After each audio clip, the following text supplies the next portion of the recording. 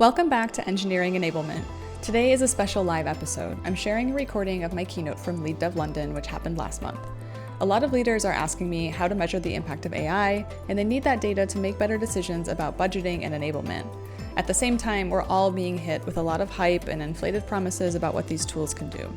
But data beats hype every time, so this week I'll share with you how to approach measuring AI impact so you can find out what AI is actually doing to your organization's performance and efficiency, and you can make data-informed decisions knowing you have the full picture. Enjoy.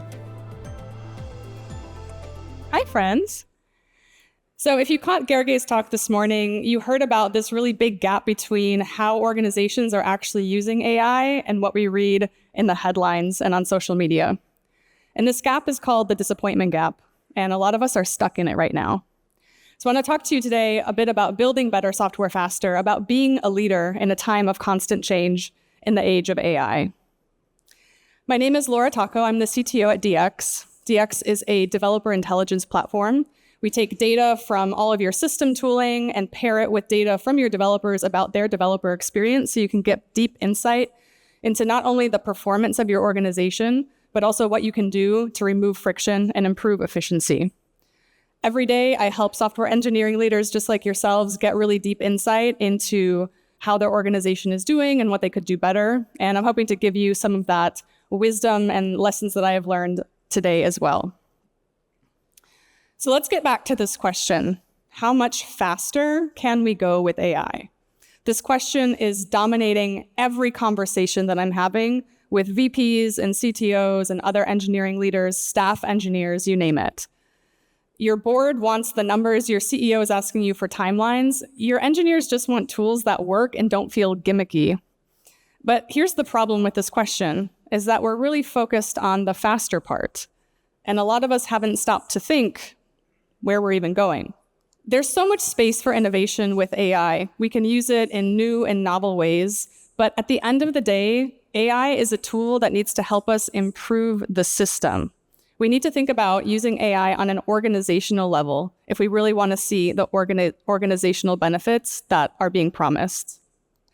We agreed a long time ago that lines of code are not equal to developer productivity, right? We've established this already.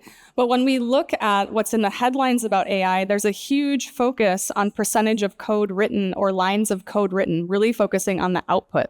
And AI can have tremendous impacts on output for better or for worse, but really AI is a tool that improves developer experience. It's not about more lines of code. We need good developer experience, we need reliability, we need long-term stability and maintainability if we want this tool to actually help our organizations win. But let me tell you, the headlines these days aren't really helping us as leaders stuck in this disappointment gap. If you just open LinkedIn right now, don't do it, on the conference Wi-Fi. But if you were to open LinkedIn right now, it doesn't take you very long to come across some sensational headline about 30% of code being written by AI, or 60% of code, or in 3 to 6 months, it's going to be 90% of code. And we're hearing that AI will simultaneously replace all junior engineers, but also all senior engineers, and eventually all engineers. And this is the reality of the situation. These headlines are headlines for a reason, right? It's like looking at a glossy fashion magazine that are filled with photoshopped models, or looking at advertisement for food that's all been like fluffed and zhuzhed and the milk is actually shaving cream, right? It just doesn't hold up to reality. And I'm not saying this is not, that there aren't great things happening with AI. It's just that we have to have realistic expectations. Otherwise, we're going to stay stuck in that disappointment gap. The antidote to all of this hype is data. Data beats hype every single time. And you, to be a leader during this time of change, need to have the right data to explain what the capabilities, but also the limitations are, to explain what a realistic expectation looks like to yourself, most importantly, to your leaders in your organization, and also to your development teams. And again, AI can be really transformative, and I've been working with organizations that are very far along their AI journey that have seen some tremendous results. but that's not what we're seeing in the average organization right now. Among industry peers, people like me who have access to large amounts of data across the industry, it's well understood that those headlines don't reflect the reality on the ground. And if you caught Gergely's talk this morning where he went through the particular personas and what they might have at stake with claiming things about AI, you might understand that a little bit better. We're seeing lots of claims. Some people make those claims because they have economic benefit. Some people make those claims because they want to help others. And there's just a lot of different media coverage all over the place. This hype around AI is in many ways the biggest barrier to its adoption. Because what happens is that developers especially see these headlines and they think it's promising them the world. They go to use the tool and no tool can live up to the expectations in those headlines because they're sensational headlines. And so perhaps then developers abandon the tool or they perceive it just as a gimmick. On the other hand, we have leaders who maybe don't have a background in software engineering, seeing those headlines and having inflated expectations of what can actually happen in reality. This quote is from Brian Hauk, who is a co-author of the Space Framework of Developer Productivity. He's researching AI and its impact at Microsoft right now. He's incredibly smart. We have a podcast episode with an interview, actually 2, and I would highly recommend checking those out for your plane ride or train ride home.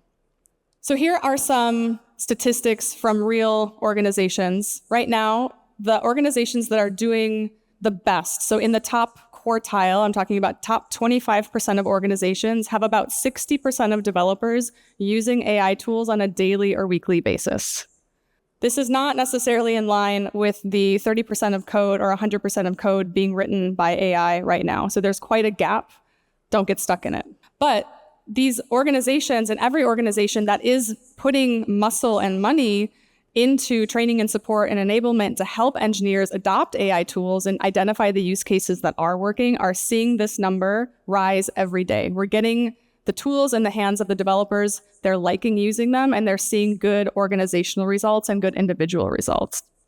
On average, developers who use AI tools are saving about 3 hours and 45 minutes per week by using AI to assist or augment their development workflows.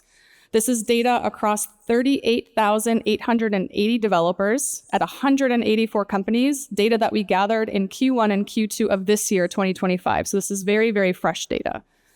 This is what we're seeing in reality on the ground right now at organizations, just like the ones that you work at. And in fact, some of you here, your data is reflected here in these numbers. So these are very promising results, but not necessarily near what we see in the sensational headlines. You have a really hard job to do right now as an organizational leader.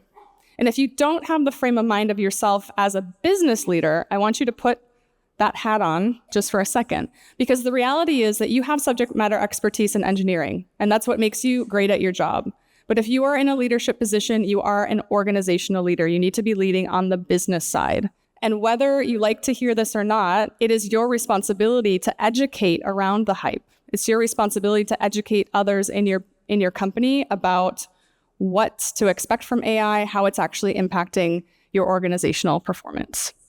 To do that, you need 2 things. First, we have to go back to the fundamentals of what great engineering performance actually looks like. It's really easy to get distracted by a shiny new tool when we don't have a really strong foundation of what it is we're chasing after. So the first thing that you need to do is have a very good definition of engineering performance and excellence that's a common language across your business so that you're all speaking the same language and you have a really solid foundation of principles and a definition of performance to go back to. Then you can enhance that definition, build on top of it, and look at some very specific AI measurements that are going to help you measure the impact of AI in your organization. You need to know what's working with AI, what's not working with AI, and how it's improving or not improving some of those foundational measurements of performance in order to make the right choice of what to do next. I talk with a lot of engineering leaders every day, and the truth is a lot of us still feel like we're showing up and guessing, especially when it comes to the AI part, because it's all so new and it's all changing so fast. If that's you, that's not because you're a bad leader or you're bad at your job. It's just because this is really hard. It's changing really, really fast, and it can be really hard to keep up with. This is all brand new stuff. I don't want you to feel like you're on your own, and we've been doing research on this for a year plus. So let me help you get some definitions and help you show up to those meetings and with confidence. I want you to show up to every single meeting with your exec team, your leadership team, when they're asking, hey, what are we doing with AI? I want you to be able to tell them three things. First is how you're performing as an organization in general. The second is how AI is helping you or not helping you. And the third thing is, what are you going to do next? And again, it is your job to educate others around you, especially your business counterparts, cross-functional stakeholders, cross-functional counterparts. I know this can feel unfair that we have to kind of bear the burden of educating around AI. And I'd rather have you hear it from me now and say, oh, I really don't like that, than realize it 3 months from now when it's a little too late and too much time has passed and you have to go undo some things. So let's get back to the question in the room. What does it actually take to build better software faster? Can AI do this for us? Well, AI is accelerating the good, solid fundamentals of software delivery and software performance. It's changing the way we work, absolutely, but it's not changing those fundamentals. We need quality, reliability. We need a great developer experience. We need teams who can collaborate with each other. We want a fast time to market so we can get feedback from our customers and adjust our course accordingly. You also need to protect your org from long-term damage. And what I mean by that is not sacrificing long-term velocity and stability, maintainability for short-term gains when it comes to AI. Because that is the reality for a lot of companies. We're producing more code because AI makes it easier to produce more code. And if we're not taking care to make sure that code is high quality, that our pipelines are ready for that code, that our SRE operations can support that amount of code going into production, we can do some lasting damage, which we don't want. So we need to have a complete picture. The first thing I'm going to share with you is the way to align your organization on a definition of excellence. The DX Core 4 is a framework that I co-authored with Abhinoda, who is the co-author of the DevX framework. This framework is a collaboration between the two of us and also Nicole Forsgren. She founded Dora, Dr. Margaret Ann Story, who's the co-author of the Space Framework, and many other researchers. The idea here was to bring together Dora, Space, DevX, and put it together in one framework that is easy to deploy and easy for you to use. This framework measures across 4 different categories. We have speed, effectiveness, quality, and impact. These are all holding each other in tension. So the idea here is you have to look at all of them together. Just like a spider web is holding each other up, and if one of the dimensions goes down, like the whole structural integrity is compromised. And the same thing goes for the Core 4. We can't optimize for speed at the expense of developer experience. We can't invest so much in quality and pay so much attention to it that our innovation and business impact grinds to a halt. Dropbox, Etsy, Pfizer, hundreds of other companies are already using Core 4. Dropbox was a very early adopter, and Drew Houston, who is an engineer but also co-founder and CEO of Dropbox, says that Core 4 gives you a much more cohesive picture of what's happening in your organization. It answers the question, what does performance look like? And Drew, being an engineer, knows that developer experience is at the heart of a great engineering performance. Developer experience is the biggest lever that you can pull as an engineering leader to improve your organizational performance, to improve your team performance and your individual performance. And this is not just my opinion, this is what the data says. Over 20% of time is lost due to friction across the whole developer population that we've been studying as we've developed the Core 4. 20% of time. I know some of you may look at that number and think, that seems a little low. 20% of time is lost due to friction, due to inefficiencies and poor tooling. When we study developer experience and its correlation to time loss, there is such a strong correlation that we were able to make a model out of it. So the DXI is the way that we measure developer experience. It's a research-backed, evidence-based 14 different drivers of developer experience. The DXI is a composite metric that reflects those drivers. For every increase in DXI, developers save 13 minutes a week, or about 10 hours annually. That might not sound like a lot, but if you think about your developer population, 50, 100, 200 developers, and how much opportunity you have to increase developer experience, that time adds up so quickly. It is so valuable to your organization. Time is a very scarce commodity, And the fact that 20% of it is being wasted due to poor developer experience is a critical business problem. So if you are in a meeting trying to explain the value of developer experience, DXI and mapping it back to time and back to perhaps recovered salary is a really effective way to show up to those meetings prepared with a really rock solid business case. Block, which is the company behind Cash App, Square, and Tidal, has been using metrics in the core 4. They use the DXI to identify 500,000 hours to save annually that they were losing due to inefficiencies and frictions. What they did then is they took the data around that developer experience and decided what to invest in next. And Azra, who leads the developer experience team over at Block, said those improvements then helped us move faster, great, without sacrificing quality or focus. And it's so important to have that without clause in there for you as well in your own organization.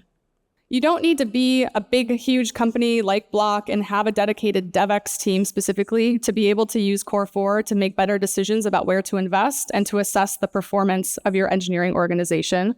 We designed it to be easy to deploy even on your own. And so here's how you can do it. Here's a template that you can use with Google Forms, Typeform, pick your form, whatever you want. Make sure that when you're choosing a tool to run this survey, that you're doing it in a way that you can get the data exported into like Google Sheets or Excel, because you're going to have to do a little bit of computation. This way you can get all of the core metrics from Core 4, all the primary metrics from self-reported data, and have better decisions in days or weeks, not months. The other thing that we designed the Core 4 with is industry benchmarks. So I know firsthand going into some of those big scary meetings, sometimes you need to have a little bit more ammunition to make a business case for something, and industry benchmarks have been highly valuable for that. It's one of the reasons that Dora became so popular, because they have industry benchmarks. And so we wanted Core 4 to be benchmarkable. These are open for you all. You can go check out the benchmarks. You can use the survey template, then compare your results to the benchmarks here. You're going to get 75th percentile median values as well, so you can see where you're doing really well, where you might need a little bit more investment. The Core 4 is designed to be kind of a comprehensive, robust, future-proof way to measure engineering performance. The whole point of developing software is to do it in a way that's sustainable, high quality, high business impact, and that's what the Core 4 is designed to measure. When you introduce any new tool, whether it's AI or a new framework or a new process, you're going to see the impact in the Core 4 metrics. So with AI, we do want to accompany the Core 4 with some specific measurements that measure the effect that AI is having on our organization. And so I'm actually very proud to share this more widely. In fact, for the first time here at LeadDev, we published this a few days ago. The AI measurement framework is the result of a year's worth of research at top companies out in the field. We also collaborated with Cursor, with Dora, with SourceGraph, and plenty other individuals, AI companies, and large corporations as well. The AI measurement framework gives you hard metrics, very clear guidance on what to capture across 3 different categories: utilization, impact, and cost. Utilization is the first part of the story here. Tracking AI tool usage is important because according to our data, we see the biggest uplift from AI from people who go from being non-users to people who become persistent, consistent, daily or weekly users. So even occasional usage, weekly or monthly, can bring quite a lot of uplift, going from non-usage to consistent usage. So we want to get the tools into more hands of developers because that's where we're seeing the biggest gains. On impact, it's so important to keep in mind AI is a tool propelling you to some outcome. It's not just there for the sake of it being there. We need to look at its impact on Core 4 metrics, on developer satisfaction with the tool. Our top metric that we recommend to track in terms of impact is time savings per week. That's been sort of where the industry has aligned. Google published an article outlining how they do their measurements, and AI-driven time savings is also at the top of their list. So that's a good place to sort of standardize your measurement. And then finally, cost. Cost is an important part of this conversation because we're in the business of business. And so if you want to have better conversations about the ROI of these tools, understand where to invest, where not to invest, that's an important thing. It's not just about the cost of licenses, though. It's also about the cost of training, enablement, and support. You want to make sure you're not underspending in those categories. Again, like the core four, we want to look at all of these dimensions together and not overemphasize just one or the other. Because overemphasizing, for example, on utilization gives us that tunnel vision where we might see some short-term gains, but we're forgetting about all of the other fundamentals and our foundation of what software engineering excellence looks like. Booking.com has used this measurement framework to inform their own strategy of rolling out AI to their developer population of 3,500. Zane, who's on the DevX team at Booking, said it shows us where to focus and help us get way more impact out of the tools, both in how deeply and how widely they're being used.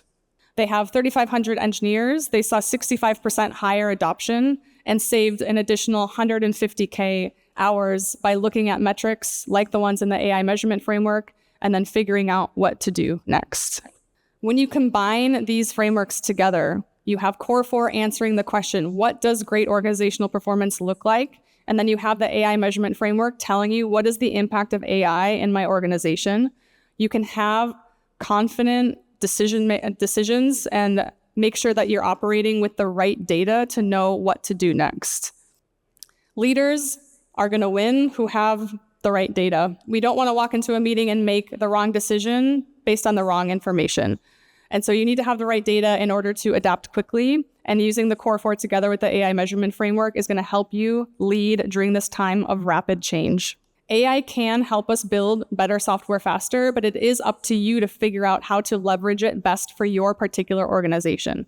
Looking at industry trends, like knowing, okay, average developer is saving 3.75 hours is very important for contextualization, but you must know what is actually doing on the ground in your own organization in order to make better decisions. I don't want you to stay stuck in that disappointment gap between inflated expectations and reality. And data beats hype every time. So it's on you to get the right data. So if you are an engineering leader who needs to communicate engineering performance out to the rest of your leadership team, maybe to your board, if you are worried about AI adoption and don't know how to measure it, you don't know what to do next, you have some work to do when you get back to your desk on Wednesday morning. So you can start using the core four to align your business on a solid definition of what engineering performance looks like. Use the template, use the benchmarks. Those are all free and available for you to use. You can identify points of friction, go fix them, improve your developer experience.